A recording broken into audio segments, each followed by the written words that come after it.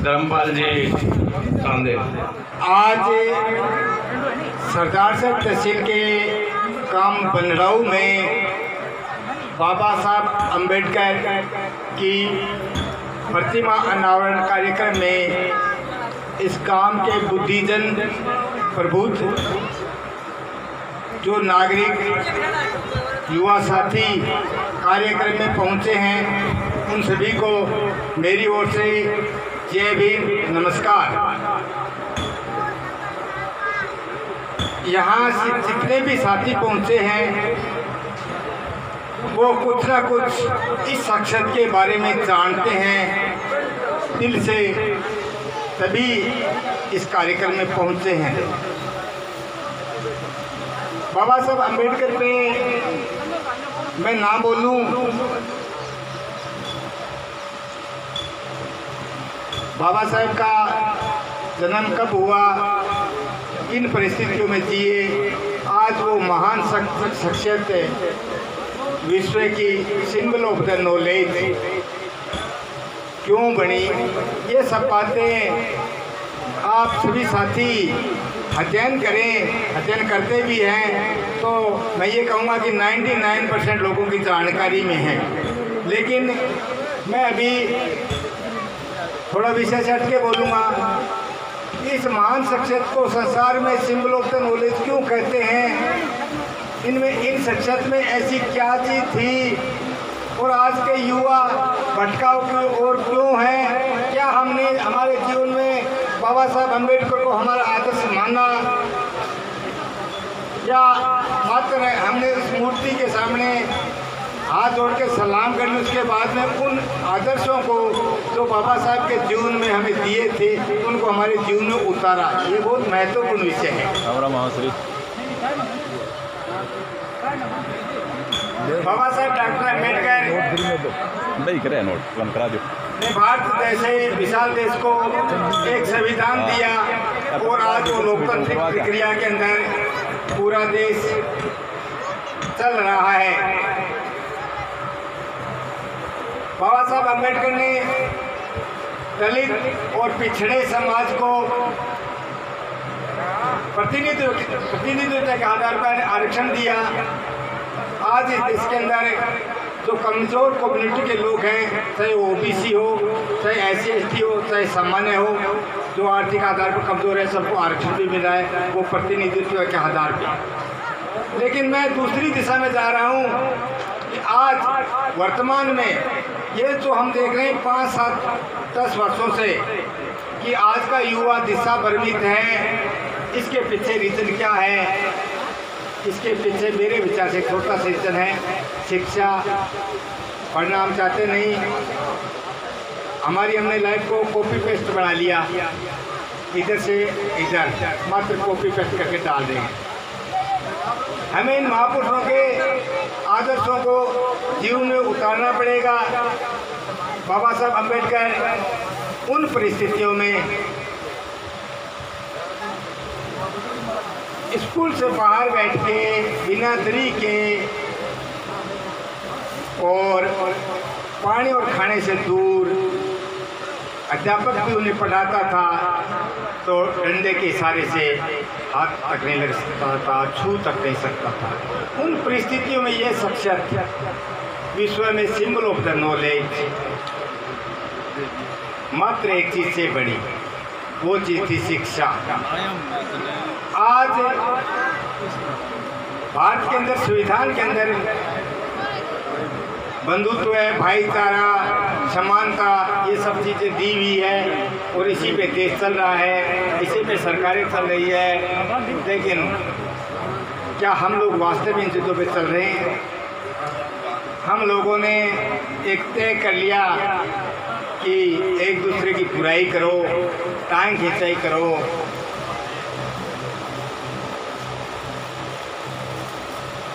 आपको मैं बात कहूँ अपने घरेलू हिसाब से, वर्तमान में जिन परिस्थितियों में हम रह रहे हैं, मैं राजनीतिक बात करूँगा और उन उदाहरणों के साथ बात करूँगा जो आपको कुछ ठीक भी लगेगी। आपको मैं एक छोटी सी बात कहूँगा कि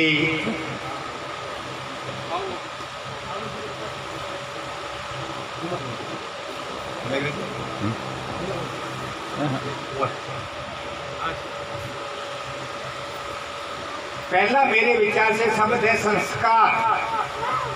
सोसाइटी, हमारे संपर्क किन लोगों से, हम कैसे लोगों के बीच में रह रहे हैं। जिस दिन हमने इस शब्द पे ध्यान दिया ना कि हमारी सोसाइटी क्या है, हमारे संस्कार क्या है, हम किन परिस्थितियों में रह रहे हैं, तो हमारा कुछ ना कुछ अच्छा हो सकता है।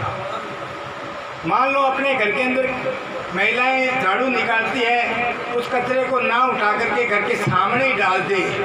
पहले दिन डालेगी, दूसरे दिन डालेगी, तीसरे दिन डालेगी, उसके बाद वहाँ कुंडी का रूप ले लेगी वो, यानी कुंडी हमारे घर के सामने आती है। और अगर वही कचरा हम उठा के दूसरी दिशा में डाल के आते हैं तो वो कुंडी नहीं बन पाती। तो अब हम आप साथियों से बात करें तो ये कि जवाब होगा, हम तो हमारे बच्चों का ख्याल रखते हैं, हम तो हमारे बच्चों को स्कूल भेजते हैं, हमारे बच्चे तो पढ़ते हैं।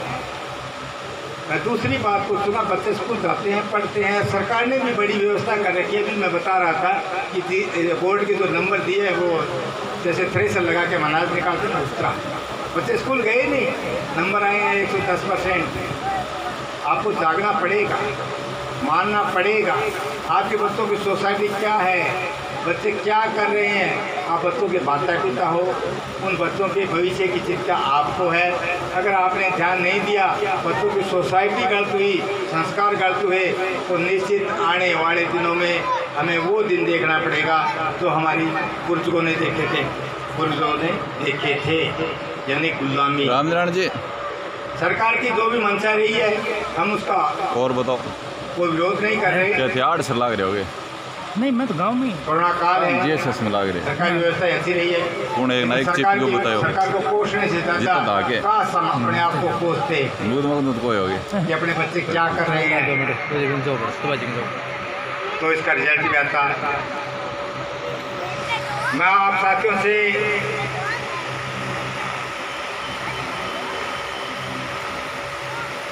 शायद अब कार्यक्रम का संचालन सही रूप से हो जाएगा। अतिथि पधारने शुरू हो गए हैं और हम तो आपके बीच में फर्स्ट में बोलने का मौका मिल गया।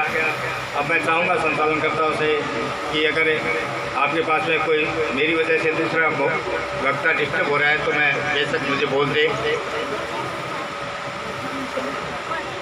आप सभी साथी सरदार साहब तहसील में डालवान के बाद बाबा साहब की स्टैचू आप गांव में लगाने के लिए तैयार हुए, किस तरह मेहनत की और इस सिंबल ऑफ द नॉलेज की स्टैचू को आप गांव में स्थापित कर दिया जो आज कार्यक्रम है। तो मैं ये मानूंगा कि यहाँ पे सद्भाव, बंधुत्व है, भाईचारा है। यहाँ पे बाबा साहब का पहला मूल मंत्र शिक्षित बनो निश्चित सार्थक है।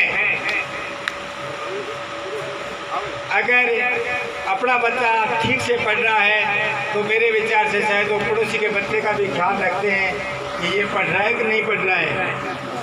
अगर हम पड़ोसी के बच्चे में ध्यान नहीं दे पाते हैं तो वो बैठता तो अपने बच्चे के पास है ना, अब बच्चा उससे सीखेगा या बच्चा उसे सिखाएगा, ये तो उन दोनों बच्चों पे निर्भर है।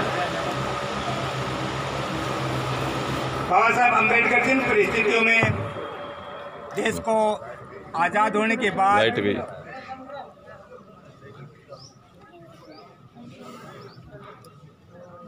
उन परिस्थितियों से लड़ते हुए भारत का संविधान दिया। ये बोलो तो गलत माइक शो के साथ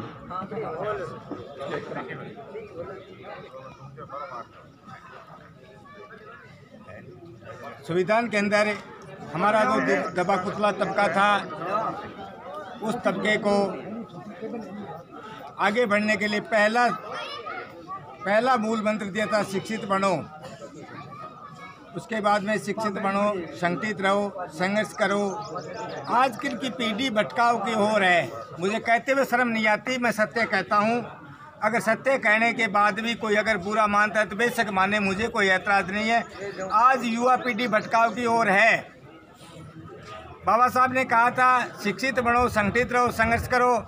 हमारे लोग शिक्षित भी हुए लेकिन संगठित ना हो करके संघर्ष करना शुरू कर दिया, और वो संघर्ष भी किससे कर रहे हैं? अपने आप से कर रहे हैं। जिनको हम जानते हैं, जिनको अपने कहते हैं, उन्हीं से संघर्ष कर रहे हैं। और आज ना संगठन की जरूरत है, ना संघर्ष की जरूरत है, मात्र शिक्षा की जरूरत है। अगर हमने शिक्षा सही ढंग से प्राप्त कर ली, सबके साथ समानता, बंधुत्व, भाईचारे की भावना के साथ आगे बढ़ने का विकल्प तलाश लिया, तो हमें इस देश में, इस विश्व में आगे बढ़ने से कोई नहीं रोक सकता।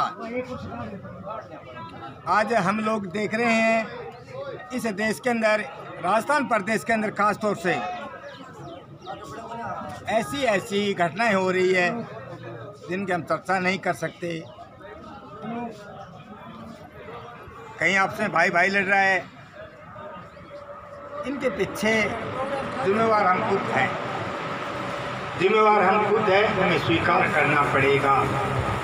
अगर हम बाबा साहब अम्बेडकर को मानते हैं तो हमें बाबा साहब के जो गुरु रहे थे उन्हें मानना पड़ेगा, उन्हें समझना पड़ेगा।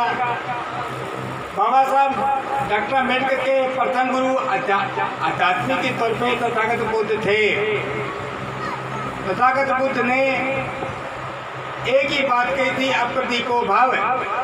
अगर जीवन में हमने इसी एक मंत्र को जीवन में धारण कर लिया, अप्रतीको भाव, अपना विकास, अपना प्रकाश हम खुद करें, अपने आप को हम पढ़ें, अपने आप को जानें कि हम क्या हैं, तो शायद सफलता मिल सकती है। उसके बाद सामाजिक दृष्टि से उनके गुरु थे फुले, महात्मा फुले के बारे में जितना कहा जाए उतना कम है। उन्होंने इस दबे कुचले समाज को शिक्षा के लिए संघर्ष किया। बाबा साहब से पहले महिलाओं को शिक्षा देने के लिए उन्होंने पाठशालाएं खुलवाई। सावित्रीबाई फुले जब पढ़ाने के लिए जाती थी तो उनके बैग के अंदर 2 साड़ियाँ होती थी। एक साड़ी रास्ते में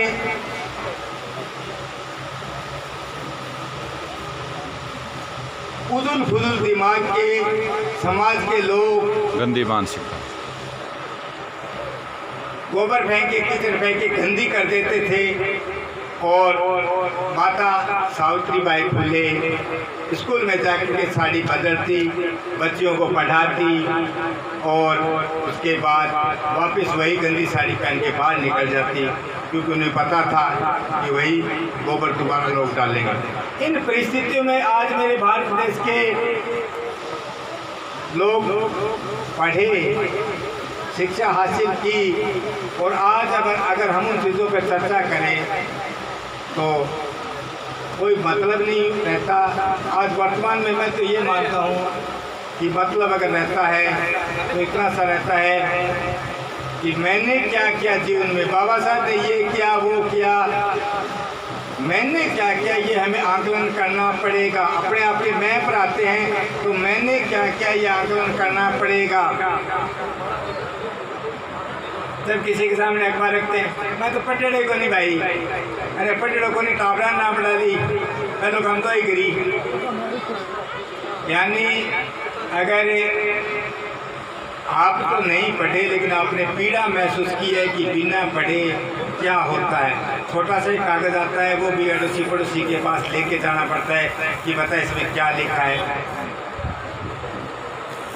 तो बच्चों को पढ़ाओ और जो सामाजिक कुरीतियाँ हैं उनसे दूर करो। मेरे एक साथी ने लिखा कि अखबार के अंदर लिखा था कि शराब के ठेके सुबह 6 बजे खुल जाते हैं। आज के कार्यक्रम के मुख्य अतिथि हमारे जिला प्रमुख वंदना जी आर्य और मोहनलाल जी आर्य हमारे बीच में पहुंच चुके हैं और उनके साथ जो साथी पहुंचे हैं उन सभी का सम्मानजनक जय भीम।